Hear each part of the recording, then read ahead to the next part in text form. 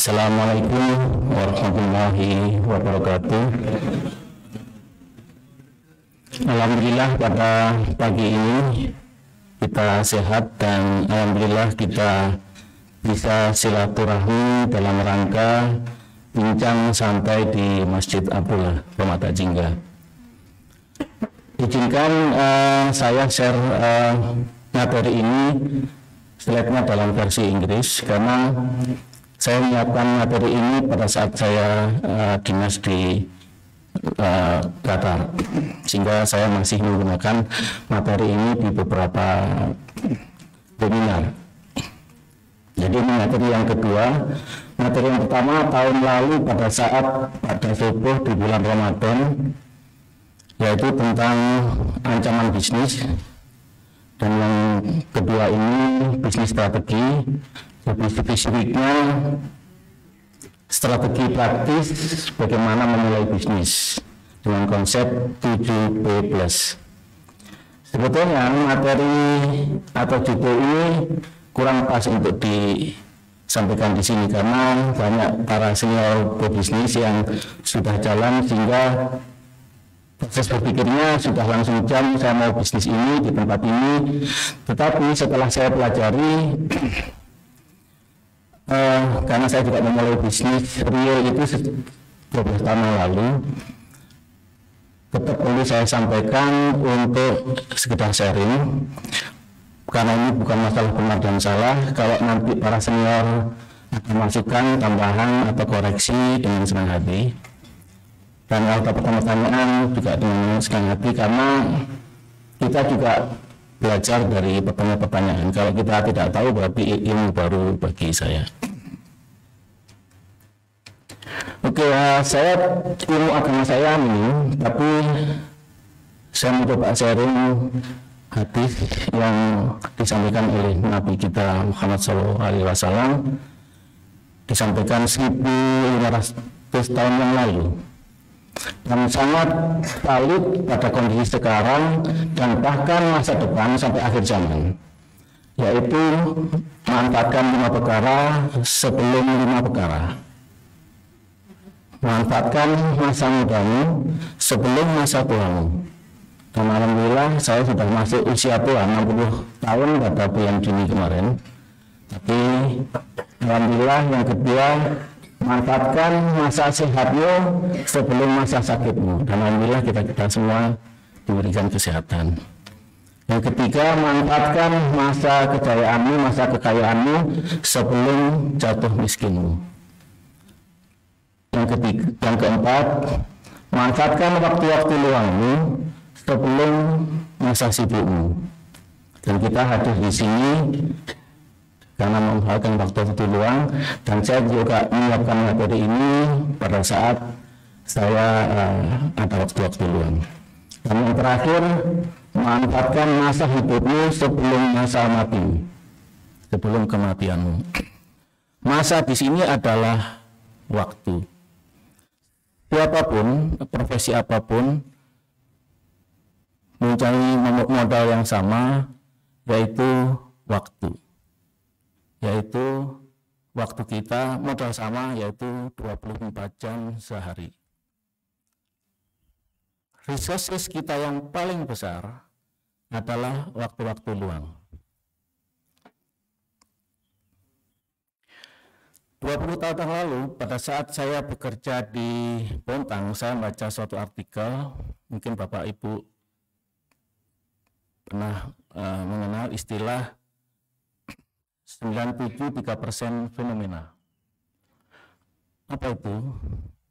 Ternyata di dunia ini hanya sekitar 3% populasi dunia yang menguasai ekonomi 97% populasi dunia. Mungkin angka ini bisa diperdebatkan, saya nggak tahu studi ini valid atau tidak, tapi yang bisa saya tangkap, ternyata hanya sedikit orang yang menguasai begitu besar aset mayoritas manusia di dunia ini. Seperti di Indonesia aja yang menguasai lahan tanah itu hanya sekian persen dibanding 270 juta manusia. Dari 97% manusia dengan 3% ternyata mempunyai mindset atau pemikiran yang sangat berbeda. Yang 97% mengatakan bahwa mencari uang itu susah, dan memang faktanya susah. Untuk bisa mendapatkan uang harus bekerja keras, dan itu benar. Tetapi yang 3% mengatakan cari uang itu mudah, asal kamu melakukan ini pasti kamu dapat uang. Kalau tadi yang 97% keywordnya atau kata kuncinya bekerja keras, yang 3% itu kreativitas. Perbedaan yang lain itu pola berpikirnya atau strategic thinkingnya. Kalau yang 97% melihat sesuatu itu what atau apa, misalkan ada suatu lahan, wah ini kok lahannya di pojok di bawah jurang atau kondisinya nggak bagus lah. Tetapi yang 3%, wah ini kalau saya panggil arsitek, saya desain, wah ini view-nya bagus ini. Jadi dia melihat tidak what-nya tetapi how-nya. Bagaimana kalau saya beginikan? Dan yang 97% lebih cenderung ke short term, melihat sesuatu itu jangka pendek, sehingga 3% itu lebih long term. Kaitannya dengan bisnis, yang 97% lebih fokus ke active income, sedangkan 3% itu passive income. Nanti saya tunjukkan di mana posisi active income dan di mana di posisi passive income. Ada buku yang cukup bagus, mulai viral tahun 90 awal, yaitu Cash Flow Quadrant karangan Robert Kiyosaki. Teori beliau mengatakan di dalam mencari, kalau rezeki terlalu luas ya, katakanlah uang gitu, ada 4 kuadran, kuadran kiri dan kuadran kanan. Yang 97% ternyata lebih fokus ke 90 yang kuadran kiri, yaitu I dan S, yang kuadran kanan lebih ke B dan I. Apa itu? I yaitu employee. Jadi saya hampir 30 tahun dulu kerja di Astra, di Bontang 13,5 tahun, di Qatar 15 tahun, ya sebagai employee. Jadi kita yang bekerja ke suatu institusi atau perusahaan atau bekerja pada sesuatu orang, kita menggunakan waktu, tenaga, pikiran, kompetensi kita untuk mendapatkan uang. Jadi kalau misalkan kita sakit dan perusahaan tidak membutuhkan lagi apapun alasannya, bisa jadi kita berhenti di tengah jalan. Yang kedua, kuadran kiri yang kedua yaitu S atau save employee. Kayak kalau saya mempunyai keahlian, saya buka bengkel, saya buka workshop dan sebagainya, dan saya bekerja untuk saya sendiri, dan saya punya beberapa pembantu untuk menghasilkan uang. Ini pilihan kuadran ini bukan masalah benar salah, tapi pilihan. Sedangkan kuadran kanan yaitu B itu business owner. Jadi kita mempunyai sistem dan sistem itu bekerja untuk kita menghasilkan uang. Yang terakhir kuadran kanan yaitu investor, uang bekerja untuk kita. Oke, kita ada di posisi mana? Dulu saya sebagai employee pernah di Bontang maupun di Jogja, iseng-iseng saya juga sebagai save employee. Istri saya waktu itu di Bontang jualan kue, kita bantu. Iseng-iseng saya dulu sama Pak Honorus, Pak Hendrik ini satu bagian di Bontang. Iseng-iseng saya jual mobil second gitu sebagai save employee. Ya ada tabungan, ada ini saya investasikan sebagai investor. Jadi kita bisa berdiri di 1, 2, bahkan 4 kuadran. Sekarang kalau seseorang mempunyai bisnis, katakanlah itu restoran atau apapun, apakah dia seorang business owner? Belum tentu. Kalau usaha itu day to day yang menentukan atau operasinya itu tergantung pemilik, itu belum kategori business owner, masih save employee. Karena kita harus mengendalikan. Kalau enggak jalan. Oke, untuk yang investor itu siapa? Apakah kita bermain saham itu seorang investor? Tidak juga. Kalau day to day saya memonitor dan saya mengambil keputusan jual dan beli, tergantung saya itu trading atau save employee. Oke, saya nggak perlu berdebatkan. Oke, pada saat bincang-bincang santai waktu di Bontang mengenai bisnis, sempat ada pertanyaan, apakah kita perlu berbisnis? Apa sih untungnya bisnis itu? Macam-macam motif seseorang. Ada karena hobi, karena fun. Ada yang memang sengaja mencari income, itu passive income maupun active income. Kita di dalam rumah tangga tentu punya aset, kita punya cash flow, uang masuk, uang keluar. Ibaratnya perusahaan juga. Jadi kita melihat kalau kita tidak melakukan sesuatu, aset kita atau uang kita tergerus oleh inflasi, angkanya bisa 5-10%.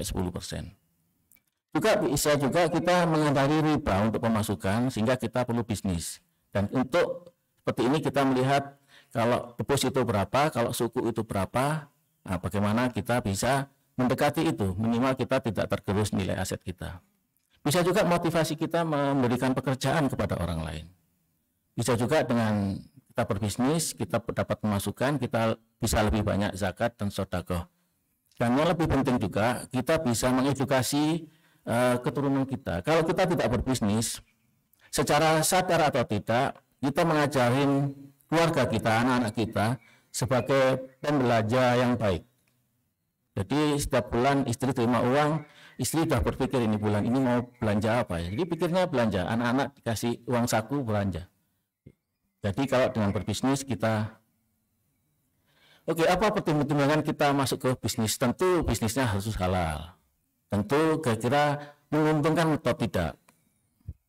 Kira-kira modalnya berapa? Terus kira-kira risiko atau ancaman yang muncul terjadi itu apa? Nah, mengenai ancaman bisnis itu yang saya sudah sampaikan bulan Mei tahun kemarin.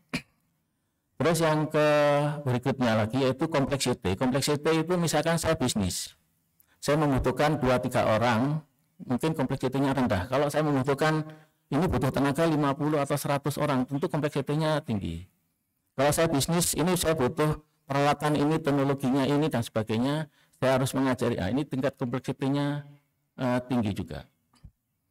Faktor yang lain itu entry barrier.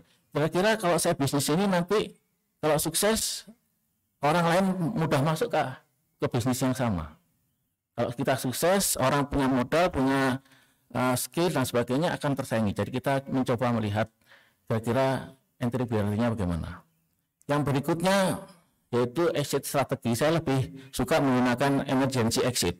In case di tengah jalan saya berhenti dalam bisnis ini, mudah atau enggak, risikonya bagaimana? Misalkan saya beri peralatan, sewa gedung dan sebagainya, bagaimana kalau saya in case saya sakit, in case ada apa-apa, saya berhenti, kira-kira bagaimana? Mungkin Bapak Ibu ada pertimbangan yang lain, monggo di share. Ada quote sedikit bahwa ada sebagian orang suka beli aset, tanah, bangunan, rumah, dan apartemen dan sebagainya. Tetapi ada quote yang bagus, cash flow is better than asset. Jadi cash flow itu lebih baik, karena aset itu kalau tidak menghasilkan itu biaya itu. Oke, strategi yang paling mudah dan sangat kita kenal semua yaitu ATM. Yaitu amati saja bisnisnya orang, tiru saja, dan modifikasi sesuai yang kita inginkan. Permasalahannya, apa yang kita amati, apa yang kita tiru, dan apa yang perlu saya modifikasi. Nah inilah saya mencoba membuka konsep 7P. Hingga waktu jalan, ya kita perbaiki pelan-pelan lah, sesuai dengan kemampuan kita. Nah, perbaiki ini harus ada 2 hal. Satu, harus ada perubahan. Selama tidak ada perubahan, nggak ada yang namanya improvement atau perbaikan. Dan yang kedua, harus ada peningkatan kualitas. Entah itu waktu dan sebagainya. Saya terinspirasi oleh buku yang saya baca tahun 88 sebelum saya lulus, yaitu The Magic of Thinking Big. Terus terang, setelah saya di Bontang kira-kira 15 atau 20 tahun lalu, mimpi saya memang punya hotel gitu sama istri saya. Yang namanya mimpi kan boleh-boleh saja, gratis ya kan.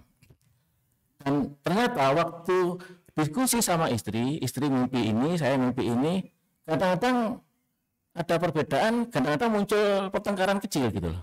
Sebetulnya untuk mendiskusikan mimpi itu nggak perlu bertengkar, namanya mimpi gitu loh. Syukur-syukur mimpi saya, mimpi istri, dua-duanya bisa tercapai. Yang gitu. Mudah-mudahan dengan mimpi besar, ya hasilnya besar gitulah. Tetapi mimpi itu kan di langit, di awang-awang. Sedangkan bisnis itu di underground, di tanah. Jadi harus realistis. Kalau mimpi itu kata kuncinya, kita boleh menginginkan apa saja yang kita inginkan. Sedangkan realita, kita hanya bisa melakukan apa-apa yang bisa kita lakukan. Jadi tergantung kemampuan kita. Di dalam industri modern sudah mengenal namanya SWOT analysis. Strength atau kekuatan, yaitu internal faktor kita itu kita melihatnya strength sama weakness atau kelemahan. Kita harus fokus ke strength kita, kekuatan kita, jangan kelemahan. Kalau kelemahannya manusia lemah, banyak kekurangannya, ya kita nggak maju-maju, nggak optimis gitu loh. Jadi lebih fokus ke strength, pelan-pelan weakness-nya kita perbaiki. Sedangkan eksternal faktor kita lebih fokus ke opportunity, kesempatan apa yang mungkin terjadi di hadapan saya dan di masa depan. Bahwa kemudian kita melihat ancaman itu sambil jalan. Oke, sebelum masuk ke konsep 7P, ada quote, karena kita bisnis tentu kita harus mengenal environment dari suatu bisnis. Sebetulnya bisnis itu mudah, kan kita bisa beli suatu bisnis dengan franchise. Peralatan, manusia, mesin, teknologi bisa beli. Tetapi market itu, pasar itu tidak bisa kita beli, jadi harus kita rebut. Di dalam bisnis kita fokus ke customer, yaitu customer satisfaction, kepuasan pelanggan. Kita mengenal juga customer is king, customer itu adalah raja, dan kita harus betul-betul mengenal betul apa ekspektasi atau harapan customer kita. Nah, customer ini definisi yang lebih luas itu customer is the next process. Jadi di internal perusahaan, di internal company, ada beberapa bagian itu mereka juga saling jadi customer karena saling melayani. Saya belajar dari Astra, quality is QCDSM, quality is quality, quality is cost, quality is delivery, quality is safety, moral itu semangat. Kalau ada pertanyaan monggo, saya tidak share karena waktu. Untuk membahas 7P ini, izinkan saya share tentang bisnis saya Girawijilan Syariah di Yogyakarta. Oke, P yang pertama itu produk. Produk ini bisa barang, bisa jasa, atau kombinasi. Di dalam istilah yang keren dalam bahasa Inggris itu what business are we in. Misalkan ada seseorang suka bisnis otomotif itu luas. Walaupun awal mulanya cuci mobil, terus salon, bengkel, dan sebagainya. Tapi what business are we-nya kita define otomotif. Bahwa nanti stepnya kemana itu besar. Nah, sedangkan saya itu hospitality. Hospitality macam-macam, bisa kos-kosan, bisa hotel, bisa homestay, villa, apartemen, cottage, dan sebagainya. Nah, masing-masing itu mempunyai konsep yang berbeda dan kita harus memahami. Jangan sampai kita salah.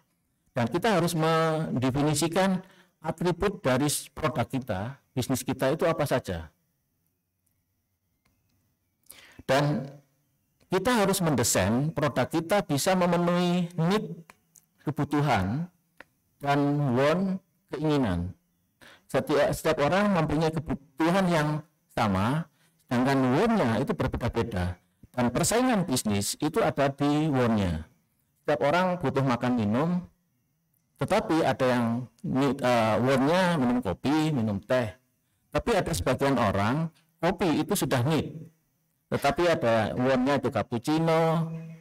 Katakanlah penikmat kopi, want-nya maunya di rumah cukup. Tapi ada yang suka ngobrol sama teman di suatu tempat di kafe. Jadi permainan di want-nya ini harus kita rancang. Dan kita harus mempunyai pembeda dengan bisnis-bisnis yang lain supaya kita dilihat. Produk secara umum, bagaimana kita bisa menawarkan solusi permasalahan dari customer, dari market, dan bisa memberikan benefit. Produk yang kita jual atau yang kita rancang itu harus market driven, kebutuhan dari pasar. Kalau kita mau jualan kayak gini, kalau pasar kita maunya pecel, ya jangan dikasih hamburger gitu. Jadi kita enggak, saya mau jualan hamburger, di desa jualan hamburger apa ini, kan gitu. Jadi kita harus benar memahami pasar ini maunya apa, kita ikutin. Penari yang baik itu yang bisa mengikuti suara gendang, jadi kita ikutin. Karena kan kondisi pasar itu berubah, nanti kita pelajari. Nah, kalau kita sudah punya produk, kalau kita sebaiknya punya varian, makanannya bervariasi, produknya bervariasi, bisa juga ukurannya, tipenya berbeda, harganya berbeda, supaya customer ini punya pilihan. Saya maunya yang ukuran kecil, ukuran besar, untuk partai, dan sebagainya. Nah, kalau kita punya karyawan, owner juga, partner kita harus betul-betul mengenal produk kita. Jadi produk knowledge dari itu harus kita akui. Itu yang kedua, itu place, tempat. Place ini ada dua pengertian.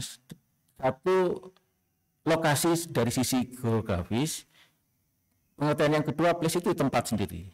Kalau geografis jelas. Kalau place ini kalau misalkan restoran yang jual sebetulnya makanan. Tapi kan desain tempatnya kan tergantung pasar mana yang, lokasi mana yang kita ini. Waktu itu saya opsinya bisa di Bandung, di Jogja, dan Malang.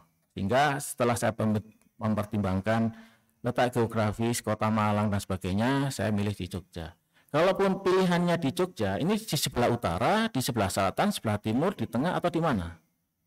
Oh, di tempat yang mendekati tujuan turis, Keraton, Maliboro, Beringharjo, kilometer 6, dan Grawicilan itu sentral, Gudeg.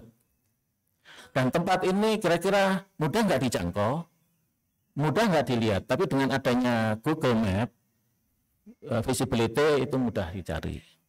Kira-kira space-nya bagaimana, nyaman apa enggak. Yang lebih penting juga itu image dari satu tempat itu bagaimana.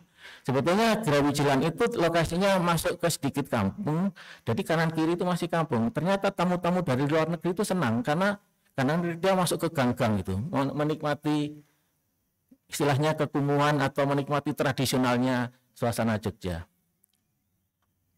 Walaupun tempat, kita harus mendefine atribut kebersihan, kenyamanan, dan sebagainya, keindahan. Nah, kita merancang tempat itu juga dari awal sebelum produk itu jadi, kita sudah merancang image-nya itu bagaimana, tradisional, modern, atau kombinasi. Oke. Itu. Jadi kita melakukan evaluasi. Jadi tempat ini sebelum kita memilih itu masih variabel. Kalau sudah kita beli sudah fix, bukan variabel lagi. Tetapi desainnya itu masih variabel. Setelah kita bangun Grawicilan, saya panggil waktu itu desainer Grawicilan, yaitu Pak Budi yang tinggal di Sawu Jajar. Saya panggil 2 hari di sana sama istrinya sampai malam, coba lihat suasananya. Terus kita melakukan evaluasi sekitar tempat itu apa saja, ada rumah sakit kah, transportasi, dan sebagainya.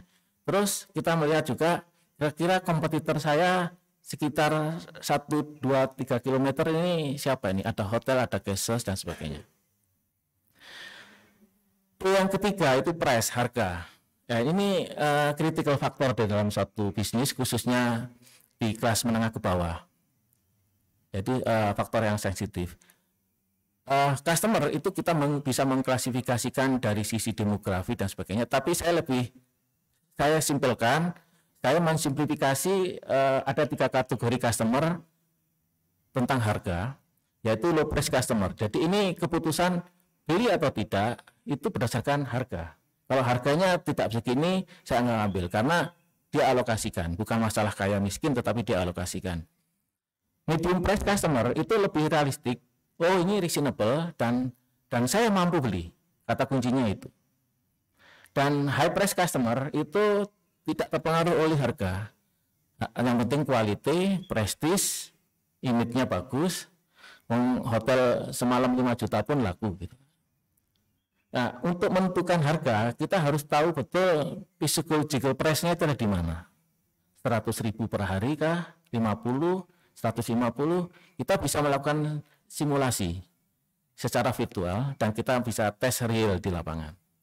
Nah, tentu harga tergantung kualitas, tergantung customer itu sendiri. Untuk penginapan itu tergantung seasonal, ada peak season, ada low season. Dan benefit apa yang didapat dari situ? Oh, lokasinya dekat. Oh, ada fasilitas kolam renang atau ada fasilitas apa saja. Strategi menentukan harga yang lama itu kan yang konvensional. Harga saya beli berapa, profit saya masukkan sekian, ketemulah harga. Sebetulnya driven market filosofinya, profit itu, harga itu sudah ditentukan oleh pasar. Kita nggak mungkin bermain harga yang 500.000 misalkan. Harga itu ditentukan oleh pasar. Kemampuan pasar yang kita target itu berapa? Nah, cost yang kita tekan supaya kita dapat profit dan dikalikan volume penjualan kita. Nah, price di sini juga tidak hanya masalah penjualan juga, bagaimana kita beli barang raw material, tanah atau bahan baku yang relatif murah, tetapi kualitas masih tinggi. Nah, finansial ini kita harus melihat capex, biaya investasinya berapa, kira-kira nanti kita biaya operasinya berapa, kira-kira BEP kembali modal berapa, terus cost benefit analisisnya bagaimana. Cost benefit analisis itu kita bandingkan, kalau saya bisnis, saya buka sendiri dan kita mau operasikan sendiri, baik karyawan sendiri, atau saya franchise, kita lihat kuantitatif secara angka maupun kualitatifnya. B yang keempat itu proses. Bisnis prosesnya itu bagaimana, operasinya bagaimana. Jadi kalau penginapan ini kan bisnis prosesnya ada front desk, check in check out. Yang kedua ada housekeeping, pembersihan, dan ketiga dapur. Sederhananya begitu. Kalau restoran ada bagian belanja, masak, penjualan. Nah, kita melihat critical prosesnya itu di mana. Kalau restoran kan critical prosesnya kan di masak. Jadi kita harus hati-hati kalau tukang masaknya sakit atau keluar dadakan. Nah, kita harus antisipasi jangan sampai yang critical proses itu dikendalikan oleh satu orang. Kalau bisnis prosesnya itu kompleks, kita harus bikin flowchart. Misalkan suatu industri dari material A menjadi material B digabung menjadi C dan sebagainya, sehingga menjadi final product. Kita harus identifikasi misalkan ukurannya dan sebagainya, waktunya dan sebagainya. Di dalam mengoperasikan suatu bisnis pasti ada pekerjaan yang berulang-ulang. Nah, pekerjaan berulang-ulang ini kita harus standarisasi. Jadi kita menulis apa yang kita kerjakan dan kita mengerjakan apa yang kita tulis supaya seragam. Di dalam bisnis proses ini harus ada quality control. Quality control itu in proses, yang mengerjakan itu yang melakukan quality control. Sedangkan final product sebelum kita jual itu harus ada quality assurance. Bisa orang yang sama, bisa orang yang berbeda. Karena saya jauh memulai bisnis ini dari Qatar, jadi hampir 9 tahun nanti Desember 9. Saya 7 tahun saya operasikan dari Qatar dan saya mengandalkan karyawan. Dan bisnis itu harus ada feedback system. Kalau misalkan sekarang di Google kan ada reviewnya dan sebagainya. Sehingga kita bisa menilai kira-kira persepsi customer terhadap pelayanan kita, produk-produk kita itu bagaimana.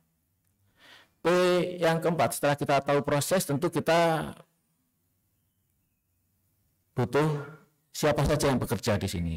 Oh, ada owner, bisa 1 orang, bisa 2, 3, bisa karyawan kita, bahkan partner kita. Kita harus saling mengenal. Karena people itu adalah the most aset yang paling penting, sekaligus ancaman. Kalau bisnis properti, kata kuncinya kan location. Sedangkan bisnis apapun, itu keywordnya people, and people. Karena sebagus apapun produk, sebagus apapun sistem, yang mengoperasikan, yang menjalankan itu people. Ancaman manusia atau people tadi termasuk owner. Kalau owner menentukan kebijakan yang tidak menguntungkan karyawan, yang karyawan bikin resah dan sebagainya, ya itu juga ancaman. Nah, yang kita beli dari karyawan, dan saya bekerja di suatu perusahaan, sebetulnya yang saya jual itu kan kompetensi kita. Apa itu? Knowledge atau pengetahuan, skill, keterampilan, dan attitude. Knowledge, punya pengetahuan banyak, nggak punya skill itu seperti orang lumpuh, nggak bisa melakukan apa-apa, karena hanya tahu saja. Tetapi orang punya skill, tapi tidak mempunyai pengetahuan, seperti orang buta. Jadi dia tidak melihat risiko apa yang mungkin terjadi. Sehingga kita perlu knowledge sama skill. Tapi knowledge sama skill yang bagus, tetapi attitude-nya jelek, berbahaya. Banyak orang bisnis berhasil dan gagal atau karir seseorang karena faktor attitude. Tentu waktu kita mencari employee ya kita harus hire, kita kasih training. Apalagi kalau perusahaannya kecil kan ownernya bisa langsung. Kalau misalkan besar kan bisa staffnya yang ini. Terus kita memotivasi. Kita kadang-kadang ada yang salah, kita harus berani kasih warning. Bahkan kita harus memecat kalau itu satu pelanggaran. Dan bagaimana kita membentuk tim itu super tim daripada seorang Superman. Waktu saya perjalanan dinas dari Osaka ke Qatar waktu dinas, saya menulis quote, attitude determine altitude. Jadi ketinggian itu ditentukan oleh altitude. Jadi kepercayaan perusahaan saya dikirim studi ke Italia ke sana ya karena faktor attitude. Karena yang pintar itu banyak sebenarnya, orang-orang India, orang-orang banyak. Mungkin karena kepercayaan itu. Jadi altitude. Dan saya menulis pada ketinggian yang sebenarnya di atas pesawat waktu itu. Oke, yang keenam, penting juga promotion. The best promotor itu adalah customer kita. Jadi ada customer complaint, loh ini kalau kita ingin menjaga customer, kalau misalkan produk kita itu relatif kita ini ganti atau dikasih diskon karena bisa promosinya offline, bisa online. Nah, saya menggunakan booking.com untuk online ya. Sedangkan promosi yang lain, nah, saya memberikan sharing ini ya bagian dari promosi ya Wijilan. Jadi harus sedikit soft gitu, tidak hanya promosi-promosi gitu. Nah, sebagus apapun promosinya itu tergantung dari quality produk. Kalau quality produknya tidak kuat, ya sebagus apapun enggak ini. Tetapi kalau promosinya lemah tapi produknya kuat, itu customer akan mempromosikan produk kita dengan sendirinya. Nah, kalau produk itu sudah terjual dan mulai rame gitu, konsisten dan sebagainya, yang kita jual itu brandnya. Kalau kita nggak punya brand, orang akan berpindah. Misalkan ibu-ibu jual martabak, oh enak ini. Suatu saat datang lagi pengen martabak. Kalau nggak mengenal brandnya, ya nanti cari martabak di tempat yang lain gitu. Jadi harus ada brand.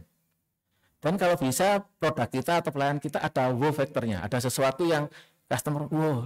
Jadi misalkan pesen martabak tadi, terus kok ada tambahan produk yang lain free, sebetulnya itu kan promosi juga. Tapi yang namanya customer itu ada yang emosional, khususnya ibu-ibu.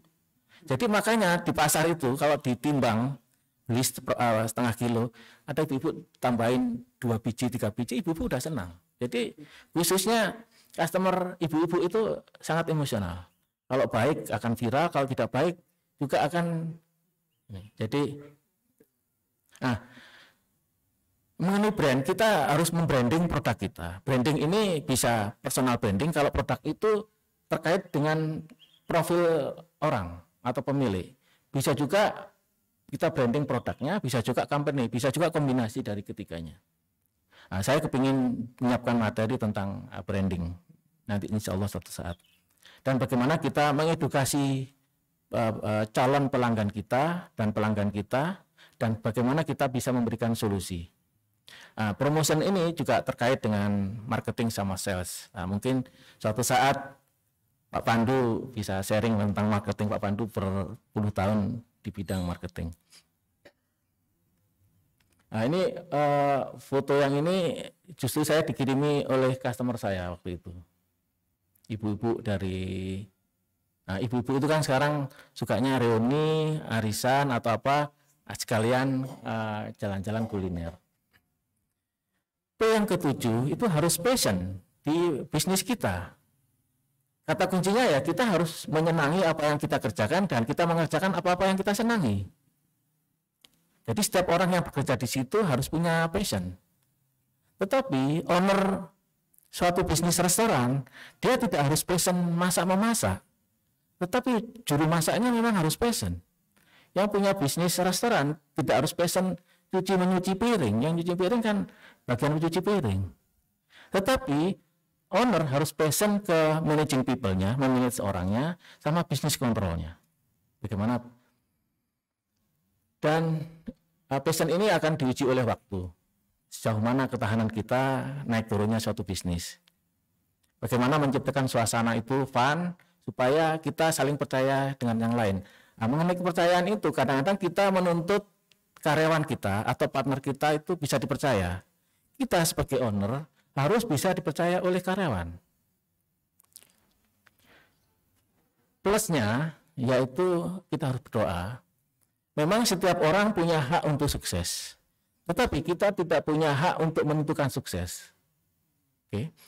Karena Allah yang menentukan kita sukses atau tidak. Kita hanya bisa berusaha dan berikhtiar. Nah, di dalam visi suatu perusahaan kan pasti ada finansial, masalah itu pasti, ada sosial, ada yang spiritual. Oke, saya terinspirasi oleh waktu Fir'aun mengejar Nabi Musa, dihadapkan oleh laut, pasti berdoa, dan kalau hanya berdoa saja, Allah tentu akan membuka laut itu. Apa yang diperintahkan Allah yaitu mengetukkan tongkat. Artinya apa? Walaupun hanya mengetukkan tingkat saja, berikhtiarlah. Waktu Maryam juga kelaparan di bawah pohon kurma. Pohon kurma itu kalau saya pegang waktu saya dikatakan itu nggak bergerak itu. Tetapi sama Allah menyuruh menggerakkan. Intinya berikhtiarlah supaya bisnis kita berkah.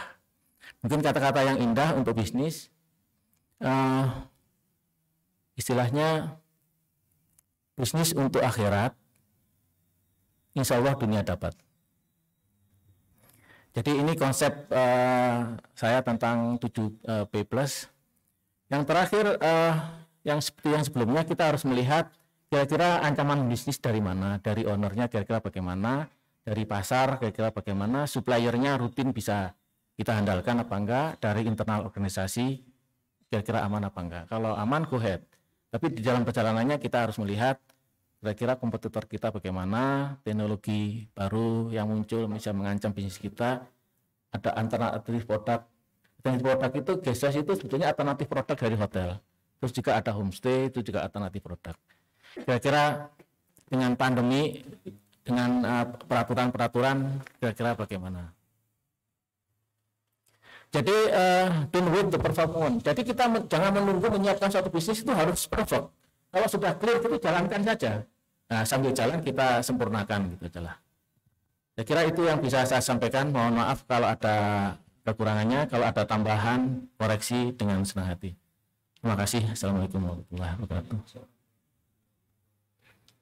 Masih ada waktu sedikit, mungkin dari bapak-bapak ibu-ibu kalau ada yang mau ditanyakan kami persilakan.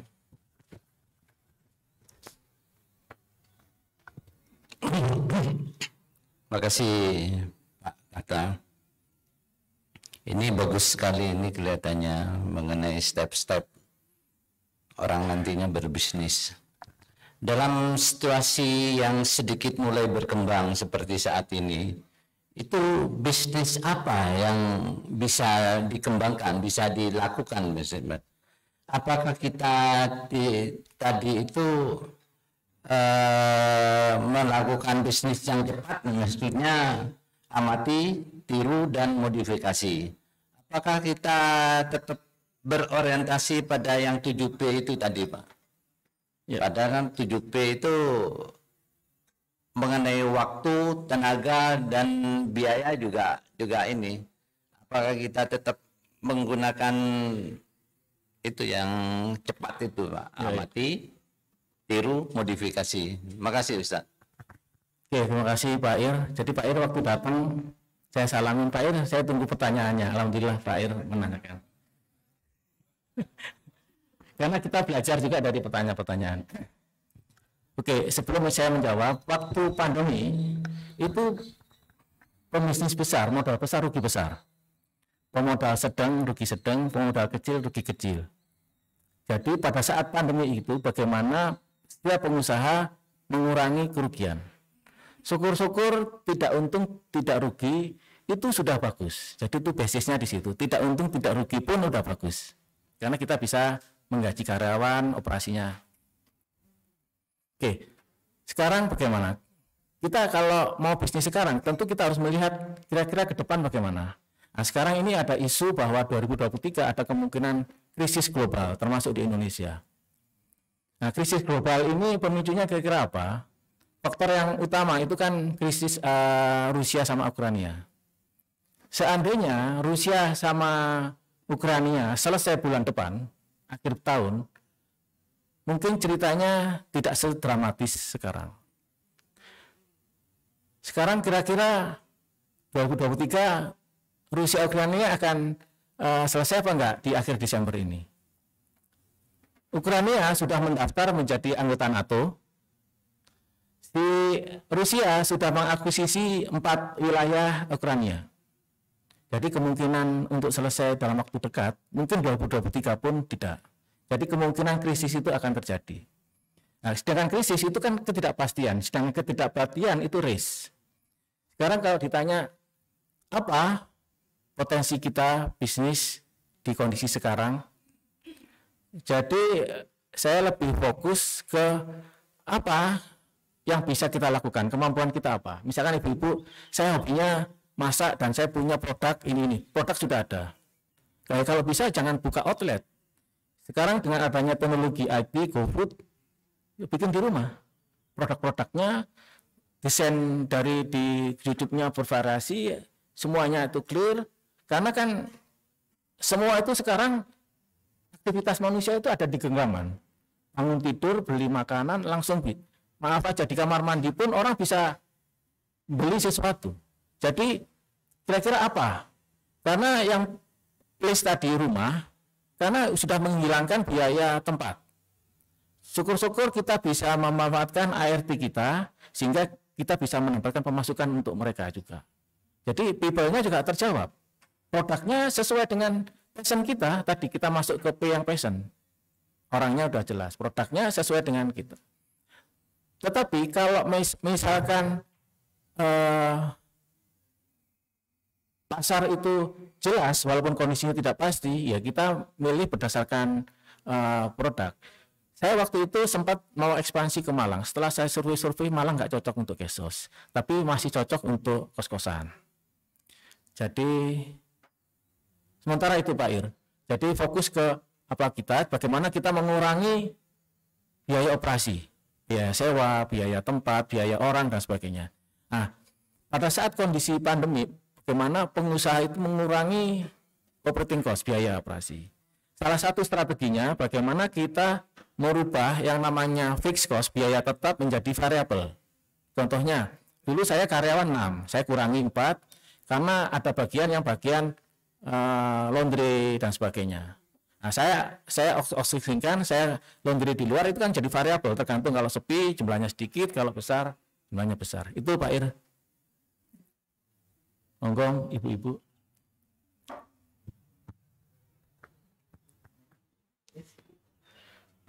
Assalamualaikum warahmatullahi wabarakatuh.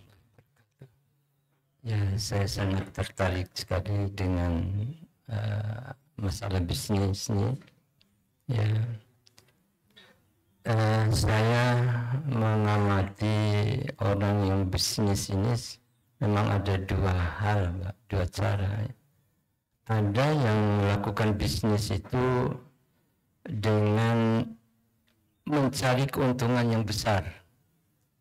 Dan yang kedua ada yang bisnisnya mencari keuntungan yang kecil tapi lancar. Ini yang saya lihat selalu. Ini yang baik itu yang mana? Ya, mereka yang pertama ini padahal barangnya sebetulnya sama. Ya, tapi yang beli hanya sedikit. Kebanyakan yang beli ini memang orang-orang yang kaya saja karena mereka gengsi kan gitu. Ya. Yang dengan harga yang murah, tapi banyak orang yang yang beli. Itu yang baik itu yang mana? Jual yang mana ini yang baik? Apakah yang mendapatkan keuntungan yang banyak atau yang kecil ini? Tapi ya itu tadi ya. Terima kasih. Oke, terima kasih Pak. Tanyanya bagus.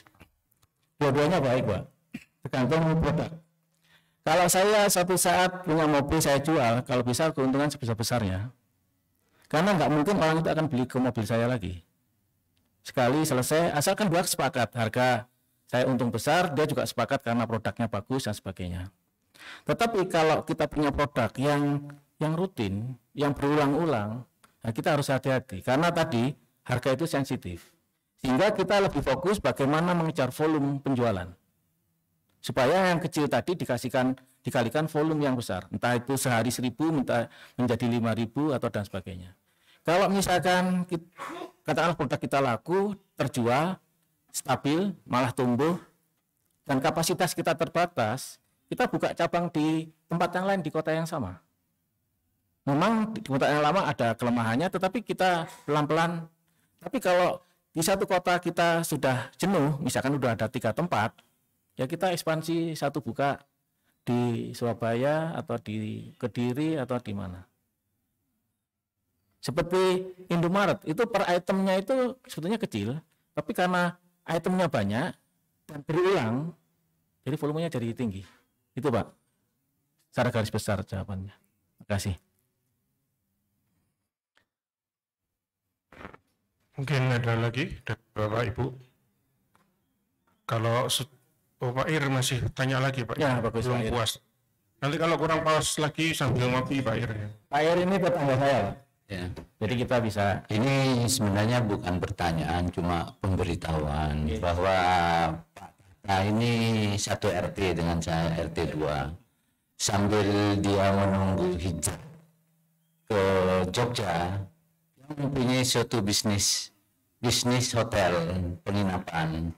Mungkin dari rekan-rekan Permata Jingga itu mau ke Jogja.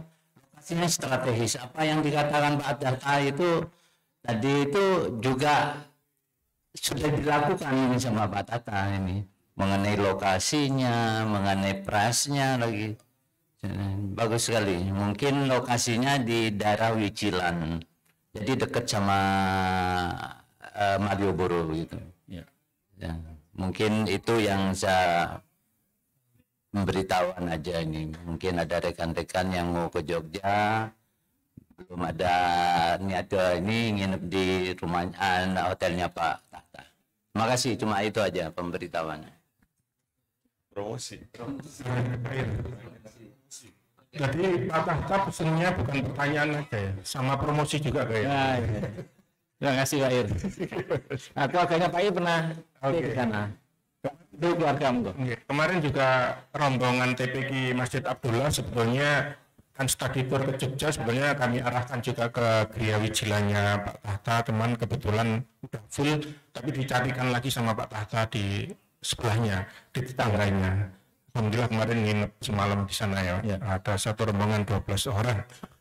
Bapak Ibu sekalian, mudah-mudahan ilmu yang kita terima pagi hari ini bisa bermanfaat di dunia wal akhirah. Amin. Mari kita tutup bersama-sama dengan doa kafaratul majelis. Subhanakallahumma wa bihamdika, asyhadu an la ilaha illa anta, astaghfiruka wa atubu ilaik. Wassalamualaikum warahmatullahi wabarakatuh.